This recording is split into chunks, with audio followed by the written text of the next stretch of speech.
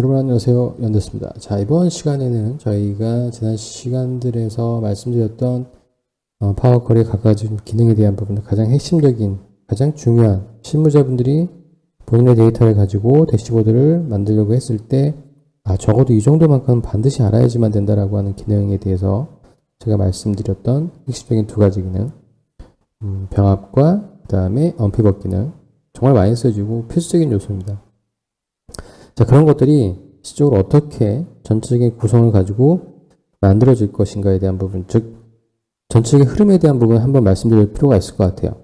그러니까 왜 이런 부분을 말씀을 드리냐면, 일반적으로 기능에 대한, 각각 기능에 대한 부분 말씀드리잖아요. 그러면 당연히 그 기능이 안 되는 걸 제가 말씀드릴 수는 없죠. 그러니까 그 기능에 대한 부분을 말씀드릴 때 그 예제를 가지고, 상황을 가지고 말씀을 드리게 되면 전체적인 본인의 데이터를 가지고 만들었을 때 내가 어떤 형태로 작업의 흐름을 가져가야 될지가 좀 막막한 경우가 분명히 있으세요. 그래서 좀 그런 큰 굵직굵직한 좀 시각을 좀 뒤로 좀 더 빼서 전체적인 그림을 어떻게 그릴 것인지에 대한 그 내용에 대한 부분을 말씀을 좀 드려야 될 것 같아서 오늘은 그 부분에 대한 내용을 좀 말씀을 드리겠습니다. 그래서 지금 보시면 이 데이터는 저희가 기존에 언피벗에서 보셨던 그 내용이라고 보시면 돼요. 그래서 데이터 구조를 보시면 세계 인구 증가율이 각각 날짜 코드별로 연도에 대한 부분으로 크로스 테이블이죠. 크로스 테이블 된 형태로 구성이 되어 있습니다. 그리고 마찬가지로 그때도 말씀드린 것처럼 양식 파일이기 때문에 상단에 1행부터 4행까지는 데이터를 분석하는 데 있어서 전혀 쓸데없는 데이터죠. 데이터의 관점에서 본다라고 하면 양식이기 때문에. 자, 거기에 이제 그 구조가 돼서 지금 보시는 두 번째 파일 구조를 보시면 이런 파일의 구조예요. 그러니까 지금 보시는 것처럼 국가 코드, 그 다음에 지역, 그 다음에 그 국가에 대한 수입 수준, 수입 그룹, 그러니까 뭐 하이냐, 로우냐, 그 다음에 어퍼, 미들 인컴이냐 나와져 있는 거죠. 테이블 네임은 뭐고, 그 다음에 보시는 것처럼 스페셜 노트에서 기본적으로 내용이 나와 있는 여러 가지 내용입니다. 저희가 여기서 필요한 건 리전하고 인컴 그룹에 대한 부분이에요. 자, 그래서 이런 두 개의 테이블 관계된 구조를 저희가 실질적으로 최종적으로 이제 좀 정리를 한다라고 하면 이런 테이블 구조를 저희가 원하는 거예요. 깔끔하죠? 이 테이블 구조가. 이 로우 데이터, 즉 국가 이름별 국가 코드에 대한 연도별 증가율, 그 다음에 그거에 대한 리전과 그 다음에 수입 그룹에 대한 부분이 이렇게 표시가 될 수 있는 거죠. 저희는 이 데이터를 기반으로 해서 뭔가 좀 더 데이터 인사이트를 보겠다는 거죠. 자, 만약에 저희가 이 데이터를 기반으로 해서 보시면, 자, 이 데이터를 기반으로 해서 저희가 뭔가 데이터를 인사이트를 보겠다라고 하는 거면 결국 이런 거가 되겠죠. 지금 보시면 컨트리 네임이요. 컨트리 네임하고 그 다음에 컨트리 코드, 그 다음에 이어, 그 다음에 인구 증가율, 연도별 증가율은 첫 번째 테이블에서 우리가 뽑아올 수 있는 구조가 되겠고, 그 다음에 국가 코드별, 그 다음에 지역하고요. 그죠? 지역하고, 그 다음에 인컴에 대한 부분 두 번째 테이블에서 가져올 수 있는 데이터 구조. 그러니까 데이터 테이블 구조가 지금 현재 두 개가 첫 번째 테이블 구조와 두 번째 테이블 구조가 어떻게 됐습니까? 공통되는 어떤 열을 기준으로 해서 첫 번째 요놈 하나, 그죠? 그 다음에 두 번째 요놈과 요놈이 얘를 기준으로 해서 가운데 겹쳐지는 얘를 기준으로 해서 얘만 취합이 된 거죠. 이게 실적으로 저희가 이제 필요한 데이터 내용 중에 하나라고 보시면 되실 것 같아요. 자, 그래서 이런 구조에 대한 부분이기 때문에 저희가 이 데이터 형태의 구조에 대한 부분을 우리 흔히 뭐라고 얘기하냐면 플랫 파일이라고 보통 얘기합니다. 플랫 파일이라고. 그러니까 데이터 우리가 용어를 보시면 일반적으로 서적에 가장 많이 이제 흔하게 이런 것들에 대한 얘기가 나올 때 보통 플랫 파일 구조 막 이런 얘기를 많이 하거든요. 플랫 파일이라고 하는 건 어떻게 된 겁니까? 그러니까 다 하나로 취합한 데이터라고 보시면 돼요, 여러분들. 플랫 파일은 기본적으로 저희가 최종적으로 작업을 하기 위해서 저희 관점에서 봤을 땐 가장 노멀한 형태의 데이터 구조가 되는 거죠. 첫 번째 보셨던 그 양식은 그냥 양식일 뿐이고, 그리고 더군다나 마찬가지로 첫 번째 파일의 구조에 대한 부분을 보시면 그때도 원피부에서 잠깐 말씀드렸다시피 이 데이터 구조는 저희가 데이터를 분석하기 위해서 적절치 않은 데이터 구조를 가지고 있습니다. 그때도 말씀드린 것처럼 특정한 어떠한 값에 대한 이 값이 파생되는, 이 값이 의미되고 있는, 관계되는 게 연도라고 하는 부분과 그 다음에 국가 코드와 국가가 같이 있는 구조잖아요. 그래서 아까 저희가 보셨던 우리 플랫 파일에서 구조에서 보셨던 그 구조를 기반으로 해서 데이터를 분석하기가 되게 편한데, 이렇게요. 플랫 파일 구조처럼 이런 형태로 데이터의 구조가 그냥 툭툭 떨궈져야 되죠. 국가명, 그 다음에 해당되는 연도별, 그 다음에 인구 증가율, 이런 하나의 단일 속성으로 컬럼들이 쭉쭉 떨궈져야지만 저희는 이 데이터를 가지고 피벗 테이블, 여러분 기억나시죠? 피벗 테이블도 여러분 나중에 잘 이해 안 되신 분들은 한번 점검을 반드시 하셔야 돼요. 자, 행으로 어떤 요소를 가져올 거냐, 열로 어떤 요소를 갖고 올 거냐. 그러면 행과 열의 관계를 가지고 있는 우리가 보고자 하는 지표값, 열값은 뭘로 쓸 거냐에 대한 부분이 여기에 자리가 배치되면 되는 거죠. 그러면 만약에 지금 같은 경우는 예를 들어서 이 데이터를 기반으로 제가 피벗 테이블을 돌린다라고 하시면 지금 보시는 것처럼 여기에는 국가, 지역별 증가율, 인구 증가율이 되겠죠. 증가율, 인구 증가율이 간단하게 표시가 되면 각각 지역별에 대한 인구 증가율이 나올 거고요. 대비돼서 같이 뭐도 보고 싶다? 네. 기본적으로 여기에서 인컴 그룹, 어떤 그룹인지 인컴 그룹까지 보고 싶다라고 하시면 여기에 같이 데이터 집어넣으시면 되겠죠. 그럼 여긴 현재 인컴 그룹은 어떻게 되어 있습니까? 요거는 텍스트로 되어 있잖아요. 그러니까 얘가 인컴 그룹이 열로 가거나 행으로 가면 이 그룹에 대한 텍스트 그룹으로 나눠지겠지만, 이쪽 값의 영역으로 들어가게 되면 어떻게 되죠? 그때는 서머리를 해야 되겠죠. 개수를 써만다든가 평균한다든가 카운트한다든가 이런 값으로 대치될 수밖에 없는 구조를 가지고 있는 거죠. 자, 그렇기 때문에 저희가 결과적으로 좀 말씀드리는 건 뭐냐면, 저희가 원하는 가장 좋은 이상적인 형태는 이런 데이터 구조를 갖는 테이블이 필요하다는 얘기예요. 플랫 파일이에요. 그러니까 이 데이터 테이블의 구조를 보시면 이 앞단에 있는 여기까지는 첫 번째 나와 있는 데이터의 인구 증가율에 관련된 데이터가 들어가 있잖아요. 그리고 여기는 단순히 국가에 대한, 지역에 대한, 인컴에 대한, 그룹에 대한 부분을 나눠져 있는 두 개가 합쳐진 형태죠. 그러다 보니까 이런 형태로 계속 데이터를 만들어 나가는 거예요. 내가 필요한 데이터를. 그렇죠? 하나, 둘, 셋, 넷, 다섯 개의 영역을 계속 이렇게 이쪽으로 만들어 나가는 거죠. 근데 이쪽으로 만들어 나갈 때 저희 엑셀에서 무슨 작업을 많이 했어요? 브이룩업이에요. 브이룩업. 근데 파워쿼리에서는 브이룩업을 뭘로 바꿀 수 있죠? 머지라고 하는 거. 머지죠. 데이터 병합으로 우리가 그런 것들을 만들어 놓는데, 이 루틴에 대한 부분을 어떻게 할 수 있다? 파워쿼리는 우리가 자동화를 할 수 있다. 자동화를 한다는 건 결국 뭔가 내용이 바뀌었을 때 그 내용에 대한 부분을 다시 또 일괄적으로 적용한다는 얘기잖아요. 브이룩업을 만드시면 그거를 여러분이 자동화, 원본이 바뀌거나 늘어났을 때 그거를 좀 더 유연하게 바꿀 수 있는 방법에 대한 부분은 표로 만드시거나, 어찌됐든 간에 원본이 변하면 뭔가에 대한 부분을 여러분이 개입해 주셔야 되는 그런 상황이 발생될 수밖에 없어요. 사용자가. 여기서 말씀드리는 가장 중요한 건 데이터 구조가 어떻게 이게 중요한 게 아니라, 자, 요 파일들이 이랑 최종적인 결과, 즉 여러 가지의 속성들, 하나의 데이터가 여러 테이블이 복합체로 나와져 있는 이 파일의 구조가 플랫 파일이다. 근데 플랫 파일은 일반적으로 데이터베이스에서는 이 플랫 파일은 의미가 없습니다. 왜냐하면 여기 데이터가 테이블이 존재하지 않죠. 각각에 있는 테이블들 이미 다 어떻게 해요? 자르고 붙이고 어떻게 해서든지 간에 이렇게 다듬어진 거니까. 다듬어진 결과물이란 말이에요. 다듬어진 결과물이에요. 그렇죠? 데이터베이스 관점에서 본다라고 하면. 하지만 데이터베이스 관점에서 보면 좀 더 유연하고 좀 더 잘 관리되는 유형에 대한 부분은 지금 보시는 것처럼 이런 형태의 이건 사실 테이블은 아니기 때문에 여러분 테이블이라 감안하고 저희는 파워쿼리로 이런 것들을 얼마든지 테이블을 만들 수 있잖아요. 그러니까 별도로 관리하자는 얘기죠. 지금 이 데이터 같은 경우는 전체 국가 코드에 대한 연도별 인구 증가율에 대한 부분이 나와 있는 그 속성을 가지고 있는 테이블이고요. 그 다음에 저희가 보시는 두 번째 참조 테이블 같은 경우는 인구 증가율 참조 테이블에는 국가별에 대한 뭐가 나와 있습니까? 그 지역별에 대한 수입 수준이 나와 있는 거죠. 지역별 수입 수준이 나와 있는. 별도로 이 테이블만 관리하면 되는 거예요.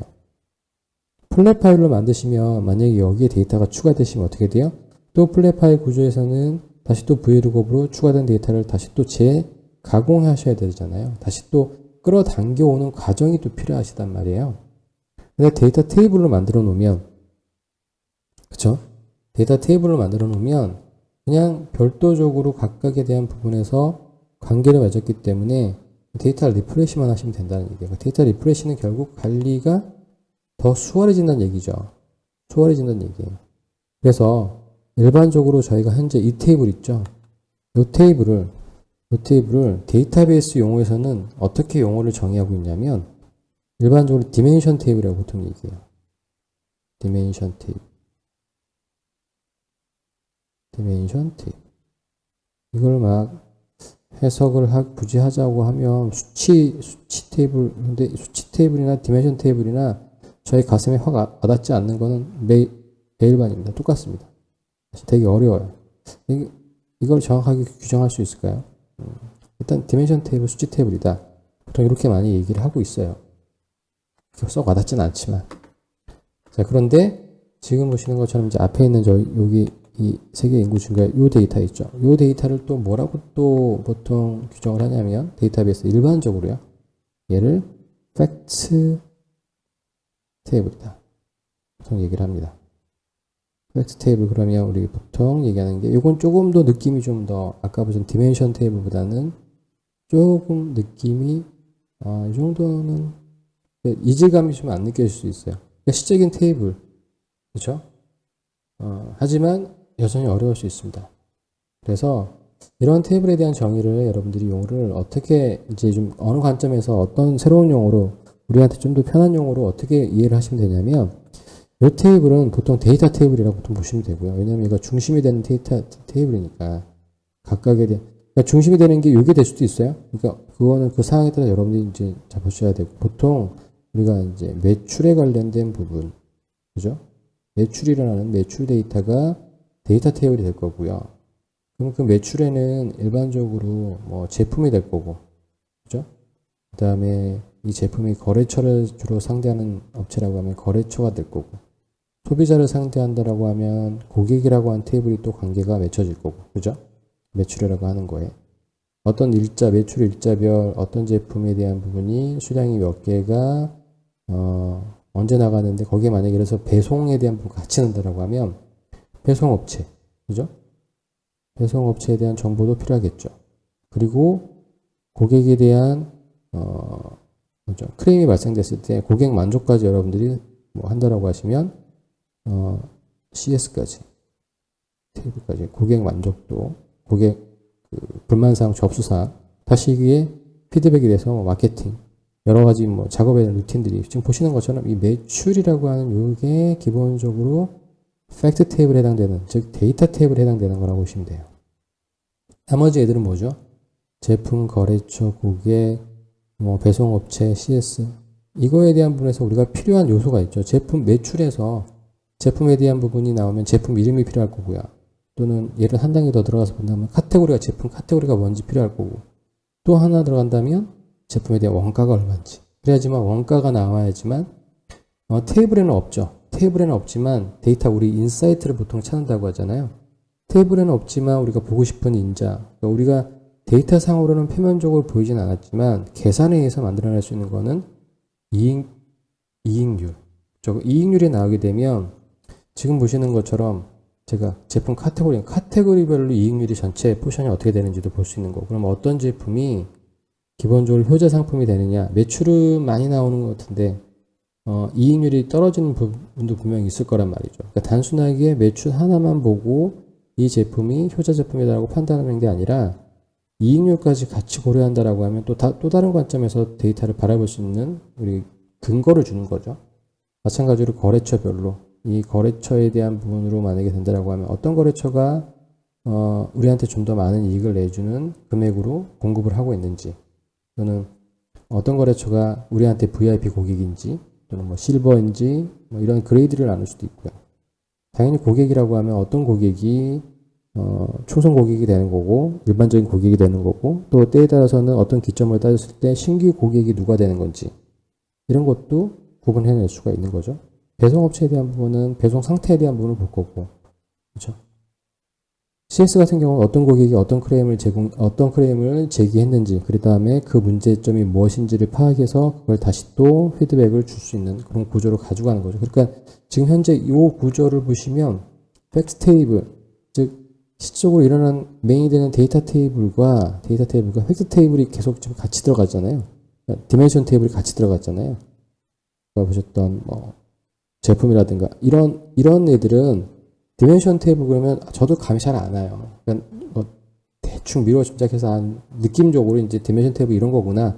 하지만 정의를 막상 하려고 하면 되게 설명이 어려운 그런 용어긴 하지만, 그래서 저는 뭐라고 보통 얘기하면 그냥 참조 테이블, 룩업 테이블, 우리 브이룩업 많이 쓰니까 룩업 테이블이에요. 그러니까 아까 말씀드렸던 매출이라고 하는 부분이 나왔죠. 매출이라고 하는 부분으로 했을 때 여기에 제품이라고 하는 게 나왔잖아요. 그러면 매출 정보에는 단순히 매출에 관련된 속성에 대한 테이블들을 정의하겠죠. 여러분이 매출 데이터를 만든다고 하면 다시 당연히 일자가 나올 거고요. 그렇죠? 그 다음에 제품에 대한 제품 코드, 어떤 제품이 나왔는지, 또는 제품명, 이런 게 나오겠죠? 그 다음에 그 제품이 언제, 몇 개 팔렸는지 수량. 그 다음에, 원가에 대한 부분은 제품에 있잖아요. 그러니까 원가라든가単가라든가 이런 부분 여기 있으니까 얘를 참조해서 얘 값을 가져오면 되는 거예요. 그죠? 굳이 여기다 만들 필요가 없이. 그럼 플랫한 파일을 만들어 버리는 거잖아요. 플랫한 파일은 속성이 단위 속성이 아니에요. 여러분들. 플랫한 파일이 왜 지저분하고 우리가 만들지 말라고 한 취지로 보통 데이터베이스의 관점에서는 얘기하죠. 왜냐하면 일관성이 없어요. 데이터를 내가 필요한 관점에 대한 부분 다 때려 넣다 보니까 그걸로 관리를 하게 되면 어떤 하나의 내용이 만약에 바뀌었어요. 여기서 예를 들어서 제품에 대한 원가가, 어떤 특정한 제품의 원가가 가격이 바뀌었어요. 그러면 기존의 이 부분에서에 대한 부분을 그걸 원가가 바뀌었던 부분을 적용해서 과거 데이터를 추론한다라고 하시면 과거 데이터인 원가를 다 바꿔야 돼요. 그렇죠? 만약 이렇게 관리를 하셨다고, 이게 원본이라고 하면. 하지만 테이블을 따로 분리했으면 이 제품 테이블에서 원가만 변경해서 얘랑 링크만 시켜서 해당되는 거를 가져와 버리면 전체 데이터를 다 바꿀 필요가 없어지게 되는 거죠. 그래서 그런 관점에서 이렇게 분리된 데이터베이스 구조로 모든 걸 생각하는 게 사실은 맞는 방법이에요. 일반적으로. 엑셀은 엑셀 나름대로 제가 누누이 말씀드렸잖아요. 엑셀은 데이터베이스 프로세싱 해주는 파일이 절대 아니라니까요. 그 어플리케이션 절대 아니에요. MS의 오피스 제품군에서는 액세스라고 하는 게 이미 있어요. 액세스라고 하는 게 이미 있습니다. 그리고 엑셀은 데이터 프레젠테이션 도구예요. 데이터 프레젠테이션 어플리케이션입니다. 지금 보시는 것처럼 각각의 데이터들이 셀 안에 자리 잡잖아요. 이 셀에 잡는 거를 지금 보시는 것처럼 색깔을 칠해주고 표 테두리 칠해준 다음에 뭐 조건부 설정으로 뭐일 때는 색깔 변하게 하고 얘를 차트로 만들어주고 데이터를 프레젠테이션 하는 거예요. 데이터를 프레젠테이션이라고. 그런데 그 기능 하나만으로는 이 제품이 수명이 별로 길지 않겠죠. 그러다 보니까 여기에 덕지덕지 붙게 되는 겁니다. 수식 붙어서 함수 처리해 주는 거죠. 데이터에 붙어서 여러 가지 내용도 표시해 주고요. 그 다음에 차트 만들어 주죠. 삽입에 가시면 차트 만들어주고, 분석 쉽게 하기 위해서 피벗 테이블 만들어주고, 이런 것들이 만들어져서 계속 기능이 추가된 거고요. 기능이 추가된 거고, 발전된 거죠. 그 다음에 최종적으로 요즘에는 이런 데이터베이스 구조를 가지고 가기 때문에 엑셀에서 필요한 개념 중에 하나가 데이터베이스 개념인 거예요. 이제는 셀 하나 가지고 수식 만들어서 자동 채우기 하셔가지고 쭉 만들어 놓으시고 데이터 관리하고 또 필요한 것 따라서 여기다 내용 만들어서 데이터 유효성 검사로 목록 찍으면 쭉 나와서 얘 찍으면 이거에 따른 자동 계산되고, 이런 구시대적인 발상, 아주 고리타분한 루틴에 대한 부분들은 사실 그렇게 데이터 프로세스 처리가 안 돼요. 그러니까 안 된다는 것보다 되긴 되지만 이제 그런 추세는 지났어요. 그런 유행은 이미 끝나간 거라고 보시면 돼요. 데이터 기반으로 해서 우리가 데이터베이스적인 개념을 가지고 전체 큰 데이터를 좀 그리셔야 되고요. 그리고 엑셀의 가장 큰 단점 중에 하나는 뭐냐면 100만 라인에 대한 제한성이 있죠. 제가 정말 웃겼던 것 중에 하나는 뭐냐면 어떤 교육센터에서 뭐 그런 것들도 있었어요. 그 엑셀을 활용한 빅데이터 분석. 아, 정말 진짜 어처구니가 없는 내용 중에 하나인데 100만 라인밖에 품을 수 없는 파일을 가지고 빅데이터를 처리한다는 게 그게 어불성설이죠. 여러분들 단순하게 뭐 빅데이터가 라인의 수가 많거나 데이터 수가 많이 처리하는 그것뿐만 아니라 병렬 처리도 돼야 되고요. 여러 가지 내용들에 대한 필요한 게 되게 많아요. 그런데 엑셀로 빅데이터를 처리한다? 말도 안 되는 얘기입니다. 자, 그런 그 선정적인 카테고리를 가지고 제목으로 어떤 그 수강생분들을 좀 현혹시킨다고 하는 것 자체는 좀 강사로서도 좀 쪽팔린 것 같고요. 제가 보는 입장에서. 그런 좀 그 자극적인 교육 카테고리 제목은 좀 안 뽑아냈으면 좋겠어요. 요즘 언론에서도 언론에 대한 되게 지책이 많잖아요. 뭐라고 해야 되나요? 선정적인 기사 제목들. 똑같아요, 양태는.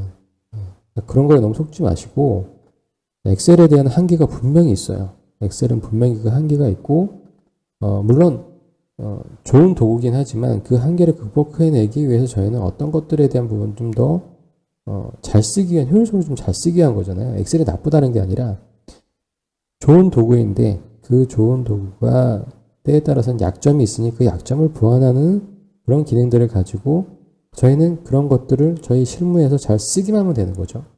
잘 쓰기만 하면 되는 겁니다.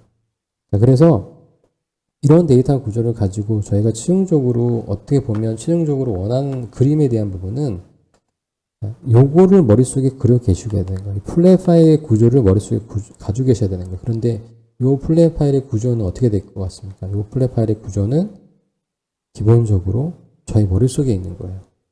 이걸 여러분들 가슴속에 고이고이 보관하셔야 되고 각각의 시적으로 데이터의 구조를 가지고 있는 거는 테이블 형태의 구조가 데이터 모델링이 돼서 이걸 만들어내는 거죠. 아까 말씀드렸던 이익률이라든가 아니면 지역별 뭐에 대한 우리 보고 싶은 인자들에 대한 부분은 덱스 함수로 만들어지는 겁니다. 파워 BI 데스크탑에서. 그래서 이런 큰 그림에 대한 부분이 어떤 루틴으로 만들어졌는지에 대한 어떻게 흘러가고 있는가. 그러면 여러분 첫 번째 좀 정리를 할게요. 어찌됐든 간에 여러분들은 테이블별로 그런 내용들을 만드셔야 된다. 그러니까 끄집어내셔야 된다라고 하는 부분이 있어요. 테이블별로. 자, 테이블별로 내가 원하는 거를 테이블별로 끄집어내야 되는데 이 테이블은 보통 우리 흔히 얘기하면 이제 오브젝트 개체라고 보통 얘기하거든요. 그러니까 예를 들어서 여러분들이 매출에 관련된 부분을 생각하신다고 하시면 매출 테이블을 만드실 거잖아요. 그럼 매출에 관련된 속성의 원지를 쭉 나열하시는 거예요. 그러니까 예를 들어서 만약에 단순하게 이렇게 한번 보실까요? 매출 이러면 또 아주 노멀하고 일반적인 내용이 될 수 있으니까 그냥 견적서를 잘 견적서를 기반으로 해서 견적에 관련된 부분을 가지고 뭔가 좀 만들고 싶다. 내가 어플리케이션을 만들고 싶다. 나는 주로 견적을 기반으로 해서 모든 게 움직이기 때문에 그러면 견적이라고 하는 테이블을 여러분이 만든다고 한번 생각해 보세요. 자, 그럼 견적에는 견적 날짜가 있죠. 그렇죠? 그리고 수신인, 발신이 있잖아요. 그러면 수신인은 결국은 수신인 정보에 이름이 누구고 회사가 어디가 되고 이거는 거래처라고 하는 테이블로 만들어 줄 수 있을 겁니다. 그렇죠? 자, 그 다음에 발신인은 저희 회사가 되는 거니까 또는 그 영업 담당자가 누구냐에 따라서 또 틀려지겠죠? 그래서 발신인이 나와 있을 거고요. 그 다음에 항목에 대한 항목 넘버가 나오겠죠. 1, 2, 3, 4. 그렇죠? 거기에 따라 첫 번째 나오는 게 뭐죠? 품명이죠. 품명 또는 규격, 아이템 이런 것들이 나오겠죠. 여기 수량 나올 거고요. 그 다음에 가격 나올 거고요. 그렇죠? 그 다음에 VAT 포함 여부 나올 거고 최종 합계 이런 식으로 나올 거란 말이에요. 그러면 여러분들이 여기에서 쭉 적어 가시는데 기본적으로 요 루틴에 대한 부분은 여러 가지에 대한 방법들이 있어요. 데이터 모델링의 방법에서 너무 복잡하고 규칙도 되게 많고요. 여러 가지 내용이 좀 있지만 여러분들이 어떤 테이블을 만드시려면 그 테이블에 대한 단일 속성에 대한 뭐 관련된 속성을 만드셔야 돼요. 견적이라고 하는 거는 날짜에서부터 지금 보신 것처럼 여러 가지 내용들이 나와 있는 것처럼 이거를 하나의 파일에 플랫하게 다 집어넣으시는 게 아니라요. 그러면 사실 견적서 만드시는 거랑 별 의미가 없어요. 따로 관리하시는 거 별 의미가 없다고요. 여기에 견적 번호, 견적 일자 이런 식으로요. 그 다음에 견적 일자, 견적 번호만 이렇게 하나의 탭을 구성할 수도 있고요. 그 다음에 거래처, 거래처 코드, 거래처 담당자, 주소 뭐 이런 것도 좀 나올 수 있겠죠. 그럼 여기에서 하나에 대한 부분을 공통적으로 만들 수 있는 것과 거래처에서 거래처 코드에 대한 부분을 가지고 자 얘네들을 조합해서 제가 원하는 견적서를 구성하고 있는 최종 테이블, 여러분들이 머릿속에 가지고 계시는 그 테이블을 만드셔야 되는 거예요. 그런 식으로. 그거는 제가 이것도 여러분들이 연습이 좀 필요하시거든요. 처음에는 하실 때 생각보다 지금 여러분들이 쓰시는 테이블, 그러니까 데이터 원본들을 한번 저렇게 테이블 구조로 만드시는 거를 제가 추천드려요. 생각보다 어렵습니다. 정말로 마음 잡고 하셔도요. 아, 이게 이렇게 만들어지는 건가? 아, 이게 이렇게 될 수 있을까?